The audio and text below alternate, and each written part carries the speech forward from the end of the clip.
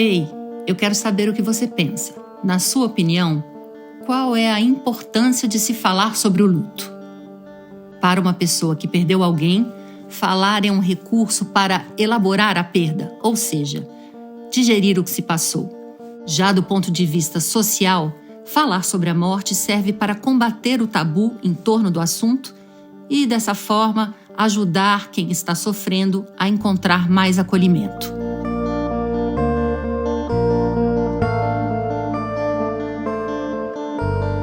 Mas há lutos que precisam, ainda mais, ganhar ouvidos por aí. É o caso do luto da Ana Paula de Oliveira, a nossa convidada de hoje. A perda sofrida pela Ana Paula tem a ver com uma história de assassinato. O filho dela, Jonathan, foi baleado pela polícia enquanto voltava da casa da avó, para quem tinha ido levar, a pedido da mãe, um prato de pavê. Jogar luz sobre o luto de mulheres como a Ana Paula é importante para impedir que a sociedade normalize esse tipo de ocorrência. São tantas as mortes cometidas pela polícia que cada notícia nova já chega aos jornais, às rádios, parecendo velha. Notícias que se repetem acabam perdendo força, vão compondo uma espécie de paisagem a qual, com o tempo, nem prestamos atenção.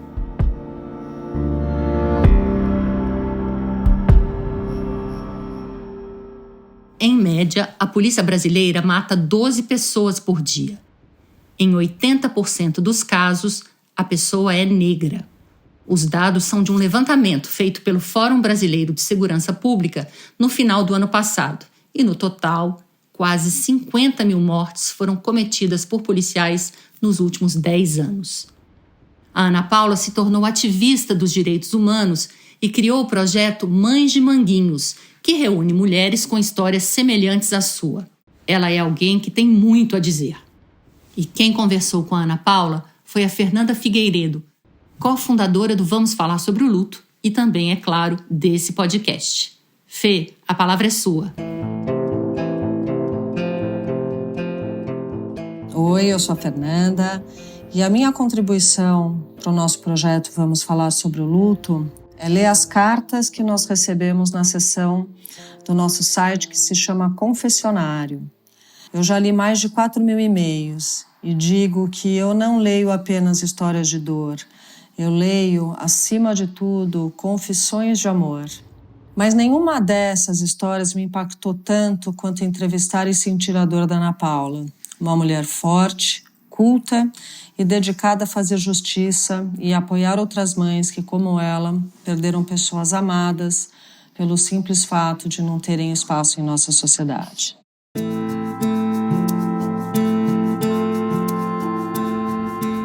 Primeiro eu quero agradecer, o convite para estar aqui hoje nesse bate-papo que para mim tem muito significado, Falar do meu filho, falar do Jonathan, é falar de amor, é falar de saudade. E para quem não me conhece, eu sou Ana Paula Oliveira. Eu sou uma mulher negra de 46 anos. Eu sou mãe de 2 filhos. Sou nascida e criada na favela de Manguinhos, uma favela que fica situada na zona norte do Rio de Janeiro.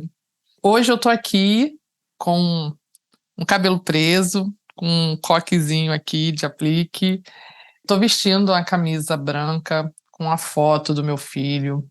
É uma foto linda dele, onde ele está vestido com a camisa do Flamengo, que era o time dele do coração, é o time de toda a nossa família. Na camisa, na foto também, tem escrito o nome dele aqui do lado. Eu tive meu filho assassinado após ele sair da minha casa com a namorada, carregando uma travessa de pavê que eu tinha pedido ele para levar para minha mãe. E é isso, eu sou pedagoga por formação, me formei em 2005. Meu primeiro emprego, o Jonathan tinha apenas 10 meses de vida, foi numa creche comunitária, na favela onde eu moro até hoje, Manguinhos. Trabalhei como recreadora, então foi o meu primeiro contato assim, muito que direto com a favela onde eu moro, com as pessoas dali. Eu cresci sendo sempre muito bem tratada, porque na rua onde eu nasci, cresci, onde os meus filhos nasceram, Nossos vizinhos sempre foram muito acolhedores e tinha uma relação, criou-se uma relação afetiva mesmo, sabe? Eu nasci e cresci numa rua onde um tomava conta dos filhos dos outros, se passasse em algum lugar, olha, tá fazendo uma travessura, tá se pendurando no muro, fazendo alguma coisa. Ah, menino, desce daí, vou chamar sua mãe. Então, é bem nessa coisa desse tratamento mesmo, de se cuidar, ó, tô indo ali, olha aqui minha porta. E esse olha minha porta era sempre com a preocupação com a polícia, né? Que quando chega, pé na porta, entra na casa das pessoas, roubam, comem a comida. Então, era sempre nisso. E porque também não há um pré-aviso, né?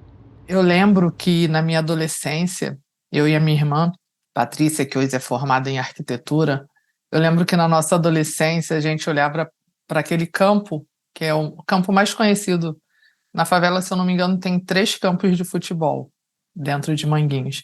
E a gente morava em frente ao campo do Society. E eu lembro que uma vez a gente conversando, a gente comentou, nossa, esse campo aí daria para fazer tanta coisa. E a gente pensando, né, no que a gente poderia construir ali naquele espaço do campo para as crianças, né? Porque o campo de futebol é o único espaço que tem ali onde as crianças têm para o lazer delas, é onde elas correm quando não tem jogo, né? Onde elas correm, onde elas brincam.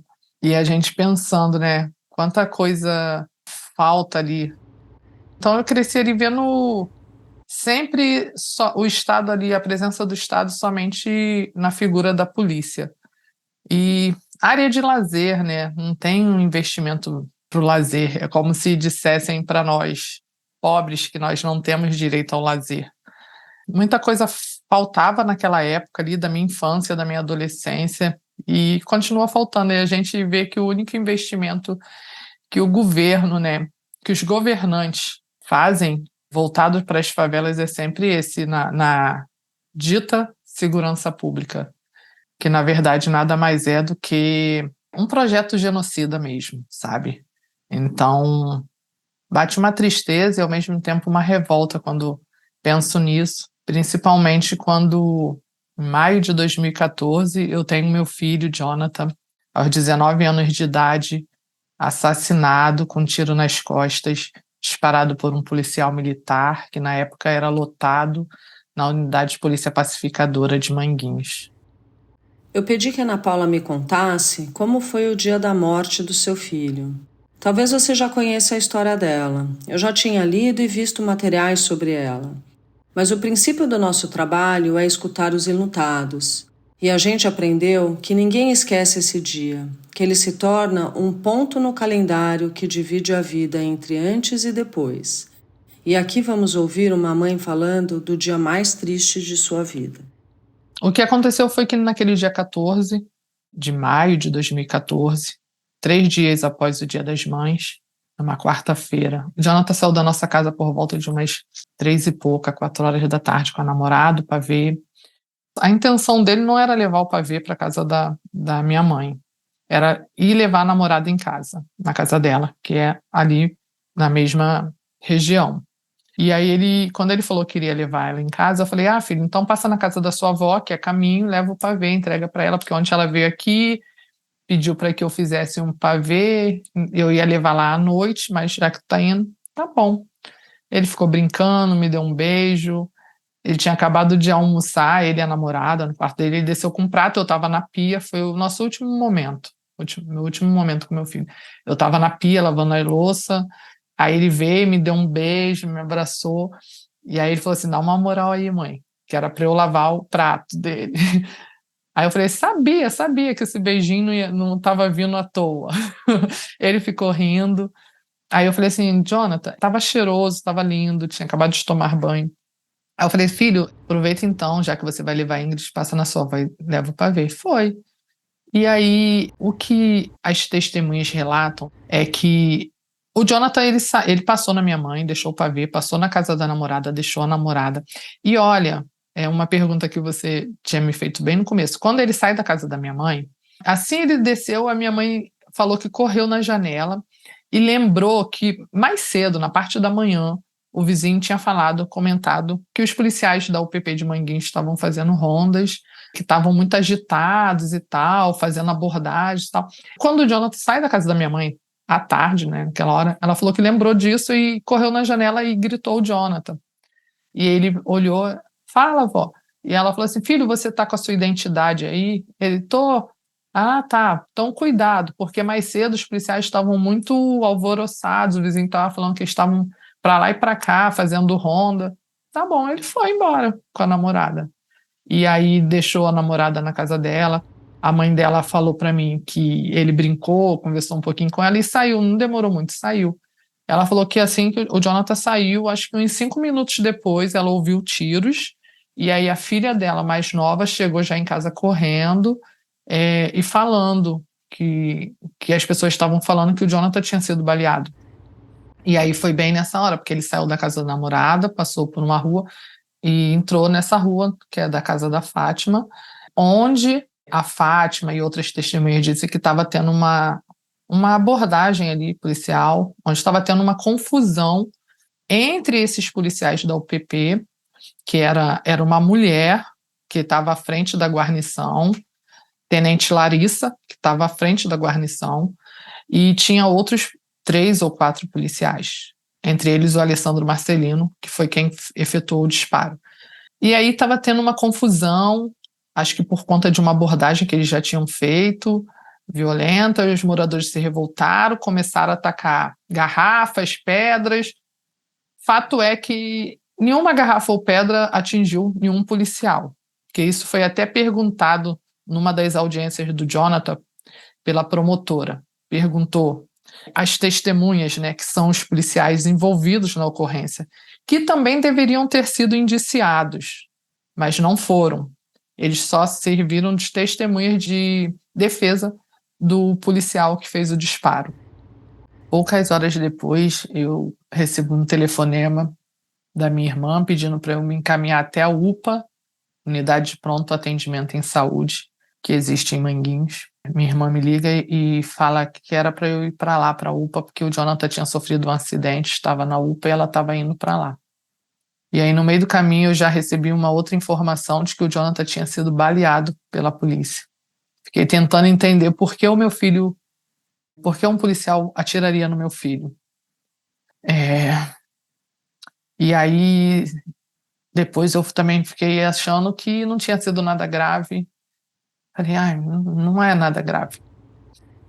Até que eu chego na UPA, já recebendo a notícia de que meu filho tinha ganhado um tiro nas costas, bem na região do cóccix, e que ele teve uma hemorragia interna, que ele foi levado para a UPA pelos moradores de Manguinhos e que ele não resistiu ao ferimento.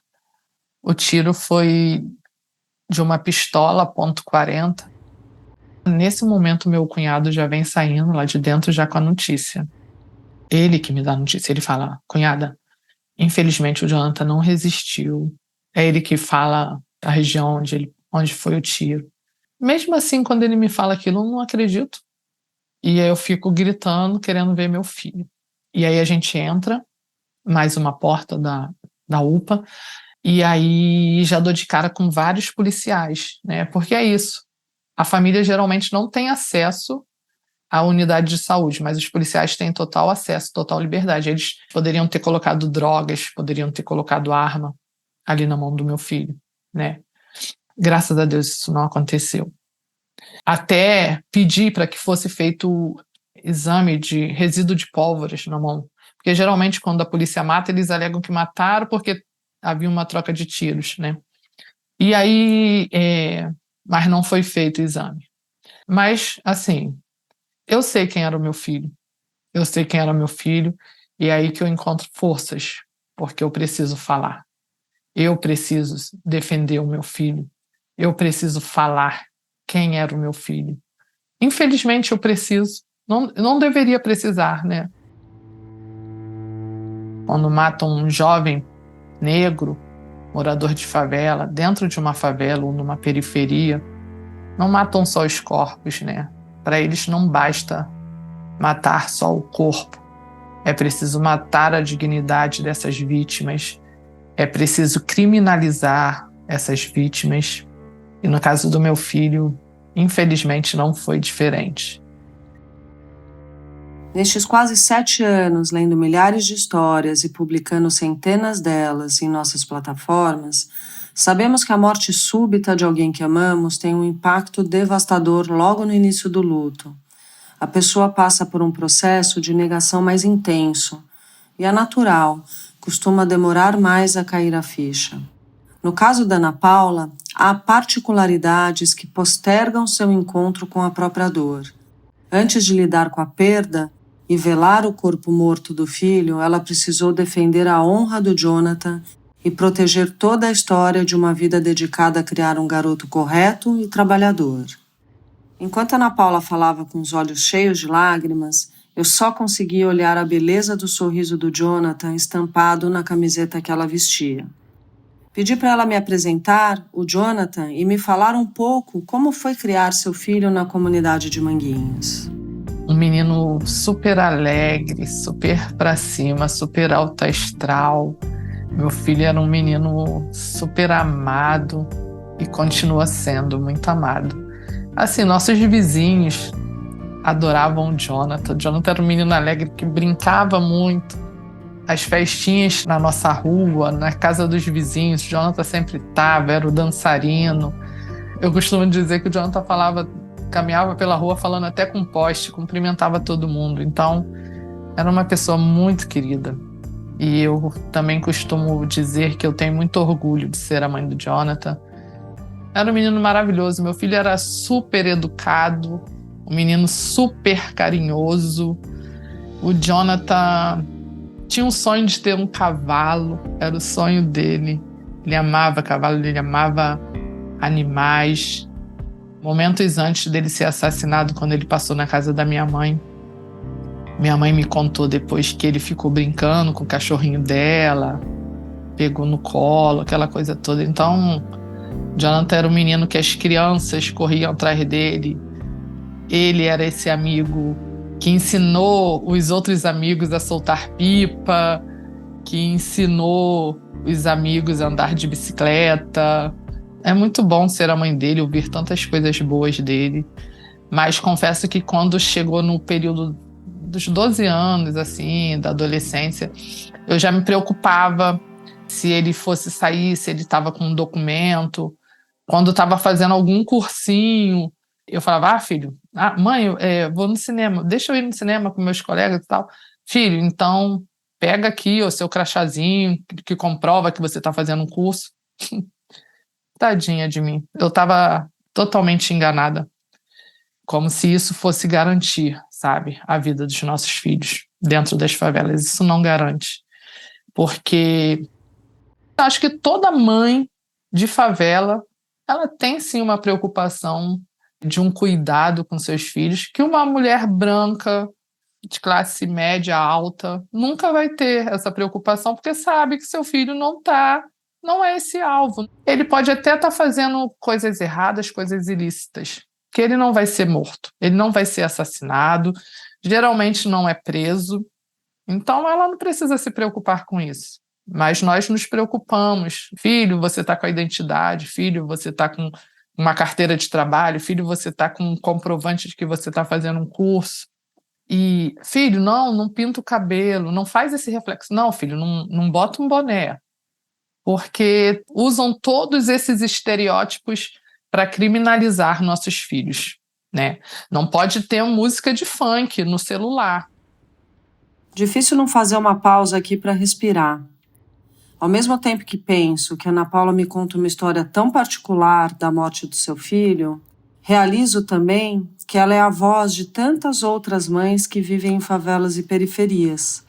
Só para fazer um parênteses, o Brasil tem mais de 11 mil favelas, onde vivem cerca de 16 milhões de pessoas em um total de 6,6 milhões de domicílios, segundo o último censo do IBGE. A dor da Ana Paula e principalmente a preocupação dela ao criar um filho negro em uma favela do Brasil, infelizmente não é incomum. Perguntei a ela se o Jonathan já tinha sido abordado pela polícia antes do dia de sua morte. Geralmente os meninos que moram nas favelas eles são sempre abordados, muitas vezes de forma muito violenta, com tapa no rosto, coisa que se uma mãe fizer, ela perde a guarda do filho e vai presa. E por que um policial bate nos nossos filhos, agride de todas as formas, assassina os nossos filhos e nada acontece? Teve uma vez que ele foi abordado, ele estava com a identidade, ele chegou em casa assim, muito bolado, né? Como eles mesmos falam. Porque o policial, quando ele foi tirar a identidade, isso foi dentro da favela mesmo, o policial pegou a identidade dele, jogou no chão e pisou. Como se dissesse, isso e nada é a mesma coisa, é isso.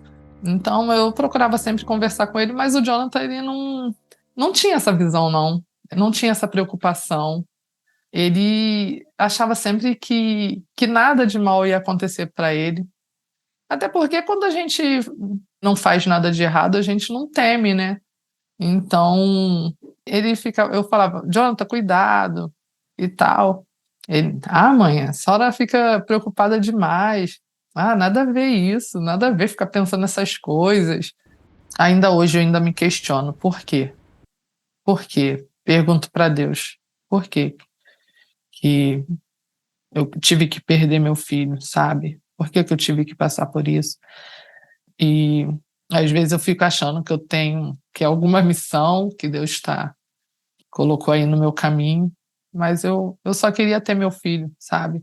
E a gente que mora na favela, a gente não almeja grandes riquezas, grandes coisas. A gente só quer ter a nossa família em segurança, conviver em paz com todo mundo. Eu acho isso uma grande maldade, uma grande covardia que eu venho tentando enfrentar. Primeiro com a denunciando o que aconteceu com meu filho, que infelizmente não é um caso isolado, né? Todos os dias, mulheres pretas, pobres como eu, mulheres pretas e pobres como eu, têm seus filhos encarcerados diariamente. Mulheres pretas e pobres como eu, têm seus filhos assassinados diariamente. Infelizmente, a gente vive num país racista, que tem o racismo, sim, enraizado nessa sociedade, nessa cultura, mas acho que já passou da hora de combatermos isso, sabe? Acho que ninguém deve ser julgado pela cor da sua pele ou pelo CEP onde mora. O braço armado do Estado age referente ao CEP, à cor da pele de quem está sendo ali abordado. E, igualmente, lá no Vivendas da Barra, que quando foram apreendidos mais de 100 fuzis num condomínio lá na Barra da Tijuca, nenhum morador foi taxado de conivente com seus vizinhos que guardavam aqueles fuzis, né?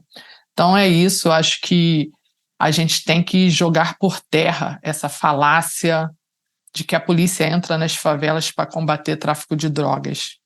Eu acho que se realmente houvesse o interesse de se combater tráfico de drogas, esse enfrentamento estaria nas fronteiras, sabe? Esse enfrentamento estaria nas grandes fazendas que constroem suas pistas clandestinas para pousarem aviões com toneladas de drogas. Então, assim, eu sinto muita revolta, porque o meu filho também foi vítima dessa falácia, sabe? De que a polícia entra na favela para combater tráfico de drogas. E aí a sociedade acha isso maravilhoso, aceita, acha que tem que ir mesmo, tem que ir para a favela mesmo, tem que acabar. Então é muita hipocrisia dentro da nossa sociedade. E as pessoas, infelizmente, não se importam com o que acontece dentro das favelas, mas eu me importo. Eu me importo, eu sempre me importei, antes mesmo do meu filho ser assassinado por um policial militar. Eu já me importava, já me incomodava. Infelizmente, eu só não conseguia saber de que forma eu poderia ajudar. Eu acho que toda mãe de favela tem essa preocupação, né, na criação dos filhos, já que falta tudo, já que somos nós sozinhas. A gente não tem nenhum apoio do Estado. na criação dos nossos filhos. Eu costumo dizer isso. O mesmo Estado que não nos apoia na criação dos nossos filhos é o mesmo Estado que vem e tira a vida dos nossos filhos. E eu acho que é isso. Infelizmente, a venda no varejo das drogas dentro das favelas é justamente porque o Estado ele se faz omisso. Ele não se faz presente de outras formas a não ser através da violência. Eu tenho certeza que muitos meninos hoje não estariam precisando desse emprego, se sustentar dessa forma, se tivesse realmente oportunidades. E aí quem não vive a nossa realidade vai falar que é mimimi, que eu estou defendendo o bandido, isso e aquilo. Mas é muito fácil falar e julgar quando você tem privilégios, quando você não sabe o que é ir para uma escola e ficar ouvindo tiros, quando você não sabe o que é ir para uma escola e ter que aprender que quando houve tiros você tem que ir procurar um lugar seguro, tem que todo mundo ficar abaixado. Entender que quando tem tiroteio, as crianças, os adolescentes, as pessoas são impedidas de trabalhar e por isso muitas vezes perdem seu emprego porque o patrão também não quer saber, que a realidade dele é outra, muito diferente. O racismo, ele está muito entrelaçado a esse genocídio que acontece. Então, quando o Jonathan é assassinado, eu começo a pensar muito nisso. Porque é a primeira pergunta que eu fazia, por que que mataram meu filho? Por que que a polícia matou meu filho? Sabe? Por que que a polícia matou meu filho? E eu vou ao encontro de outras mães que também tiveram seus filhos assassinados pelo braço armado do Estado. E eu tenho a resposta. Porque eram todas mulheres negras, mulheres moradoras de favela. A foto dos filhos estampados nas suas camisas também eram de jovens negros. E aí eu começo a fazer essa reflexão. E aí eu começo a entender e a ter resposta. E parecia, as histórias se repetiam, eram todas sempre muito iguais, muito parecidas. E eu começo a pensar sobre isso. E eu sou mãe também da Maria Paula, que hoje tem 18 anos, né? E a partir do assassinato do Jonathan, eu começo a refletir sobre tudo isso, por que que essa violência nos atinge, por que somos o alvo dessa violência. Então eu preciso falar com a minha filha sobre isso, preciso conversar, ela precisa se reconhecer como uma jovem mulher negra, ela precisa ter esse entendimento, até mesmo para ela entender também a minha luta, já que ela precisa dividir a mãe dela com essa luta. Ao longo desses 7 anos de Vamos Falar sobre o Luto, conhecemos muita gente que construiu algo novo como parte do seu processo de luto. Gente que deu vazão à sua dor com a ajuda da arte, da escrita ou da criação de grupos de apoio. No caso da Ana Paula, ela criou o movimento Mães de Manguinhos para acolher outras mães em momentos semelhantes ao que viveu. Em nosso site, indicamos algumas dessas iniciativas e temos certeza que unir forças através de dores semelhantes é uma forma muito potente de enfrentar esse momento.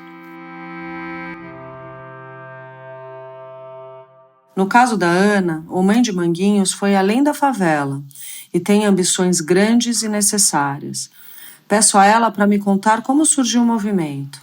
Continuo ouvindo um discurso duro e triste sobre a realidade do nosso país. Mas uma luz de amor se acende. E é muito forte imaginar essas mulheres unidas, juntas, elas se amparam, se confortam e também chamam a atenção de autoridades e da mídia. E constroem novas narrativas. Para elas, luto é luta. O movimento das Mães de Manguinhos, ele nasce após o assassinato do Jonathan, muito porque eu senti uma necessidade, né, de acolher outras mulheres, porque infelizmente não parou no meu filho, essa violência não parou no Jonathan lá em 2014, né? Um mês depois, um outro jovem foi assassinado também por policiais da UPP em Manguinhos, o Afonso Maurício. E aí é aquilo, eu estava ainda com a dor muito latente, com a ferida super aberta, mas eu precisava levar força e apoio para aquela mãe, para aquela família. Precisava também orientar sobre os passos que ela deveria dar, caso quisesse também, né? Então, o movimento das Mães de Manguinhos, ele nasce da junção mesmo, né, do dar as mãos entre mim, a Fátima Pinho e a Patrícia Oliveira, que é minha irmã. A Fátima, ela acabou sendo uma das principais testemunhas do assassinato do Jonathan, que o Jonathan é baleado praticamente em frente à porta dela, e ela tinha acabado de perder o filho. Ela tinha perdido o filho 7 meses antes, assassinado. Na verdade, o filho dela tinha 18 anos e ele foi espancado até a morte por uma outra guarnição da UPP de Manguinhos. Foi espancado até a morte. A Fátima conta que quando chegou só conseguiu abaixar, colocar a cabeça do filho no colo e ele dar o último suspiro. Então, fico imaginando também para essa mulher, para essa mãe, o que é 7 meses após ter perdido o filho, presenciar o assassinato de um outro jovem, né? E aí ela acaba se tornando uma das principais testemunhas, porque quando recebem a notícia na UPA de que o Jonathan não tinha sobrevivido, a assistente social da UPA chamou o meu cunhado, marido da minha irmã Patrícia, chamou ele. Primeiro fez a pergunta que, infelizmente, é de praxe acontecer também dentro do sistema de saúde. Perguntou para ele se o Jonathan tinha algum envolvimento com tráfico. Que acho que se falasse que sim, o tratamento seria outro, não haveria uma orientação que deveria ser para todos, né? E aí meu cunhado fala, não tinha. O moleque não tinha nada a ver com nada, não tinha envolvimento com nada, apenas estava passando. E aí ela fala, então é importante fazer um registro de ocorrência. Coisa que eu nem estava acreditando que meu filho tinha sido assassinado, que meu filho estava morto, quanto mais ter cabeça de que eu deveria ir até uma delegacia fazer um registro de ocorrência. Mas ainda bem que o meu cunhado estava lá, seguiu as orientações e foi fazer. Chegando na delegacia, na 21ª DP, que fica em Bom Sucesso, bem próximo de Manguinhos, o delegado falou que iria acionar a delegacia de homicídios. Foi aí que se conseguiu apreender as armas dos policiais envolvidos, também retirar do corpo do Jonathan o projétil e fazer o confronto balístico, que chegou até o autor do disparo, que é o soldado Alessandro Marcelino de Souza. Eu falo aqui o nome dele, não sei se depois vai ser cortado ou não, mas é porque eu acho que é muito importante dar nome e sobrenome a esses agentes do Estado, sabe? Porque quando matam nossos filhos, colocam nossos filhos em rede nacional, foto, nome, sobrenome, como se eles fossem culpados pela própria morte. As grandes mídias, né, as mídias corporativistas, estão sempre levando a fala do policial como se fosse a única verdade dos fatos, né? E a nós mães cabe a gente correr atrás para buscar a verdade e mostrar essa verdade. Então, assim, houve o confronto balístico, chegou ao autor do disparo, e aí eu descubro, quase um ano depois, quando acontece a primeira audiência do caso do Jonathan, que esse policial ele já tinha sido preso em 2013, que esse mesmo policial já respondia por triplo homicídio e 2 tentativas de homicídio, que esse mesmo policial que disparou contra o meu filho, é isso, tinha sido preso, gente, sabe? Então, o quanto que o sistema de justiça ele também é falho, o quanto que ele também é responsável por isso. E assim, e naquele dia lá, quando o meu cunhado chegou na delegacia, os policiais eles já tinham feito também um registro, alegando que houve uma troca de tiros, houve um confronto e que uma pessoa tinha sido alvejada, baleada, vindo a óbito. Mas as testemunhas, que foram todas mulheres, incluindo a Fátima, da rua ali, as pessoas que viram o Jonathan saindo da minha casa, a vizinha da esquina, do bar da esquina, que viu o Jonathan entrando na rua da minha mãe com a namorada e com uma travessa de pavê. Então, todas essas mulheres, eu sou muito grata a todas elas, porque se não fossem a coragem delas de ir até a delegacia e dar depoimento, simplesmente o caso do Jonathan se tornaria mais um caso arquivado, porque, se eu não me engano, apenas 2% dos casos de homicídios cometidos pela polícia são investigados. E esses que são investigados são justamente onde mães como eu não têm direito ao luto. A gente sabe que sem luta a gente não alcançaria nada. E eu acho que outras mães têm que se inspirar nisso sim, e acreditar que a nossa luta ela traz resultados sim, diferente do que querem que a gente pense. No caso do Jonathan, são 9 anos, né? No próximo ano, em maio, vai completar 10 anos. E somente agora, um mês atrás, eu fui informada de que o júri popular vai acontecer, está marcado, né?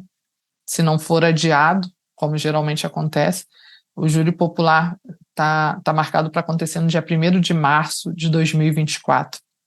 É muito tempo, né? É muito tempo. E, assim, nessa caminhada aí desses 9 anos de luta, eu vi muitas mães adoecerem e morrerem.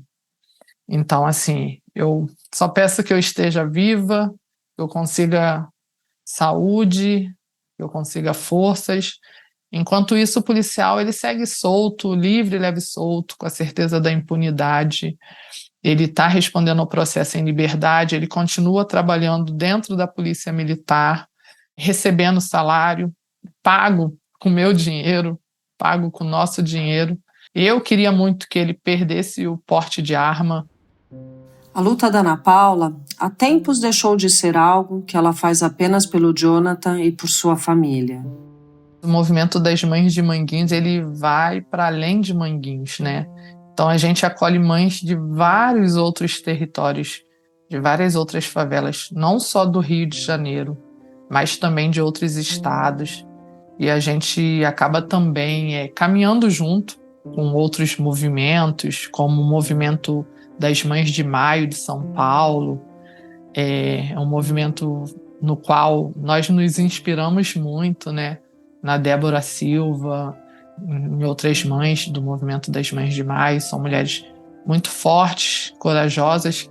E a gente tem a página do Instagram das Mães de Manguinhos, temos também o Facebook das Mães de Manguinhos, e a gente é muito procurada através das redes sociais, e algumas mães de outros estados, onde não tem um grupo, né, para se acolher, e elas buscam ali orientações. Às vezes só querem falar do filho, às vezes só querem dizer como que era o filho.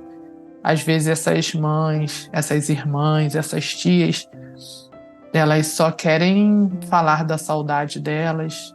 E é isso. Então, assim, a gente não consegue mensurar, porque infelizmente, a gente também não tem alguém ainda que consiga nos ajudar nesse sentido. Mas a gente tem essa dimensão, né? Que muitas vezes até para fora do país mesmo, né? Já que eu mesma já fui participar de alguns intercâmbios fora do país com familiares de vítimas da violência policial também. Fui convidada pela Anistia Internacional para, em 2018, participar de um intercâmbio na Jamaica, em Kingston, onde encontrei também com familiares de vítimas da violência policial dos Estados Unidos e da Jamaica. Então, a gente acaba fazendo essa conexão também, e a gente vê que essa violência policial enraizada, né, conectada ao racismo, ela não está apenas no Brasil, mas ela é mundial, ela é global mesmo. É isso, mas assim, a gente vê que nos países fora, né, como nos próprios Estados Unidos, eles param tudo. Quando a polícia mata, sabe, são dias, semanas de protesto, todo mundo vai para a rua. E aí a gente vê aqui no Brasil, quando a polícia assassina, geralmente são só as mães, são só as famílias, é só a favela. Eu costumo dizer que essa luta ela não pode, nem deve ser só das mães, só de quem perde. A luta pela vida, ela deve ser um dever de toda a sociedade, sabe? Então, acho que é isso. No próprio Estatuto da Criança e do Adolescente diz, né, que é dever da escola, é dever de toda a sociedade zelar pelo bem-estar, pela educação e pela vida. Sinto a necessidade de entender o quão sozinha ele enfrentou seu luto e enfrenta a sua luta. Pergunto a ela qual era a relação do Jonathan com o pai e como ele enfrentou a morte do filho. Sua resposta mostra que, embora a dor de ambos seja gigante, as reações são bem diferentes. A gente percebe, e os especialistas confirmam, que que as mulheres têm mais facilidade de colocar para fora, enquanto a maior parte dos homens se fecha. Para vocês terem uma ideia, 90% do acesso ao nosso site são de mulheres. Jonathan tinha uma ótima relação com o pai dele também sofreu muito, mas a gente vê que são as mulheres que se colocam ali, né, na defesa de seus filhos, de seus maridos, de seus irmãos, e comigo não foi diferente. Assim, pelo pai do Jonathan eu não estaria na luta. Eu ouvi dele assim, deixa isso pra lá, não vai dar em nada. A gente vê aí todo dia a polícia matando e nada acontece. Eu queria saber o que ajudou no processo de luto da Ana Paula. Então pedi que ela me contasse tudo, desde o que sentiu nos primeiros dias, depois da morte do Jonathan, até como é sua relação com ele hoje. No segundo dia, no dia seguinte, né, que eu estava aguardando meus familiares para me buscarem para o enterro, em algum momento eu estava sozinha na sala da minha casa, em algum momento, ainda achando que o Jonathan ia chegar, porque toda hora chegavam pessoas e eu escutava passos na escada. Eu moro no segundo andar. Pode parecer loucura, mas eu achava que era o Jonathan. Eu achava que em algum momento eu ia sair desse pesadelo. E todo mundo chegava, menos o meu filho. E lá na UPA, no dia anterior, lá na UPA, eu não tive coragem de vê-lo, porque eu queria ver ele lindo, vivo. Meu filho era muito sinônimo de vida, sabe? Ele era muito alegre, ele tinha muita vida. Meu filho tinha muita luz, era um ser muito iluminado. Continua sendo, porque hoje é a luz dele. E aí você me pergunta de onde eu tiro forças. É dele, é do amor que eu carrego por ele, porque aqui dentro tem muita dor, muita dor. Mas se tivesse só dor, eu já tinha definhado. Eu não estaria aqui. Eu já teria morrido. Eu só não definhei, não morri, porque eu carrego também muito amor. E é um amor tão imenso, tão grande, que eu preciso distribuir, preciso espalhar. Então, por isso eu me fortaleço a cada pessoa que eu consigo acolher, que eu consigo abraçar. Eu me sinto fortalecida também. E tem sido isso nesses 9 anos que tem me empurrado para frente, feito de mim. É tudo isso que eu me tornei hoje. E eu só tenho a agradecer ao Jonathan, sabe? Obrigada, filho. Obrigada por tudo. Obrigada, muito obrigada por você ter chegado na minha vida, mesmo de forma inesperada, sem planejar. Fiquei desesperada. Mas no primeiro momento, na primeira ultrassonografia, eu estava com 4 meses de gestação. Quando eu ouvi o coraçãozinho do Jonathan batendo dentro de mim, eu nem lembrava mais de problemas que eu ia ter das coisas que eu teria que enfrentar. Eu só me senti forte. E hoje eu também me sinto forte, podendo continuar exercendo minha maternidade, poder continuar cuidando dele, que é assim que eu me sinto. É isso que essa luta trouxe para mim. Eu ter essa oportunidade de continuar sendo a mãe do Jonathan, de continuar cuidando dele. We've been in hotel rooms before. I know much more than you can think of. We know that I'm no good for you, but as you said, you ain't good too. Eu sempre me pergunto como é que uma mãe sobrevive à morte de um filho.